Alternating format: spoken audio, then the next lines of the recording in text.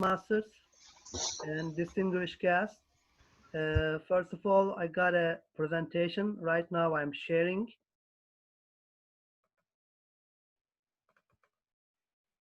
Yes. Are we ever going to shake hands again?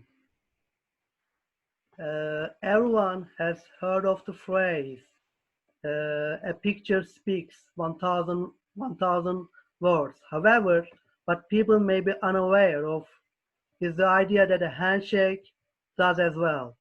A handshake is definitely way more than definitely way uh, more than just grabbing and shaking each other's hand. It can say a lot about the person's confidence, intention, fear, control, intimidation, and even a lack of respect.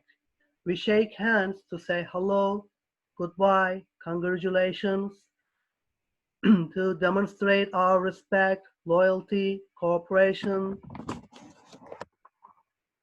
loyalty, cooperation, uh, and to signal our confidence and character to strangers, acquaintances, friends, and even foes. Throughout human history, people have often greeted one another with handshakes. Today, shaking hands has become a global standard for greetings and handshake. Some historians suggest that this practice dates back to the 9th century BC. Whatever the origins of the handshake, coronavirus may be putting an end to the practice permanently. Health experts say that shaking hands is absolutely one of the leading risk factors for transmitting or acquiring microbial infections, and this is very dangerous.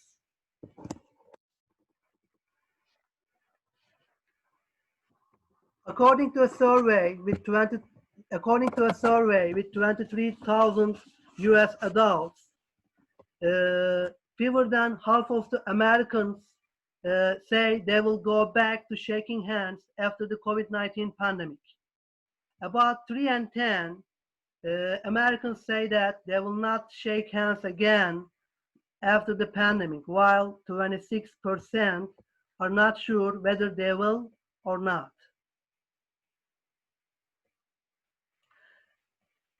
As we all know, in these hard times, people have been staying at home to avoid physical contact.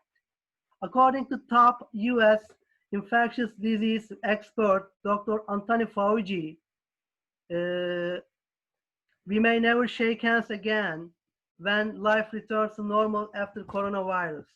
He says that I don't think we should ever shake hands ever again, to be honest with you.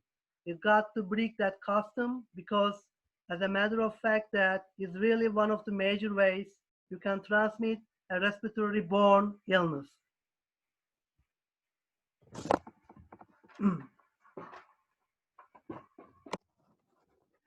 Rituals, rituals like handshake can change as society changes. For example, the Black Plague put a stop to French cheek kissing for centuries.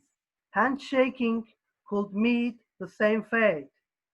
Then there's a question comes to my mind.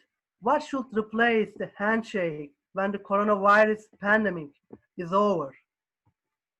Actually, the world gets plenty of the alternatives with zero touching and all of the intended warmth. For example, as you see in the as you see on the as it's shown on the slide, one of them is Namaste, a traditional Hindu greeting. We can say that the second one is raise brows and smile. The other one is Weibo. Weibo, several East Asian countries have their own variations of bowing in respect that require zero physical contact. The other one is hand over heart. Popular in predominantly Muslim nations, bringing your hand to your heart is the respectful way to greet someone.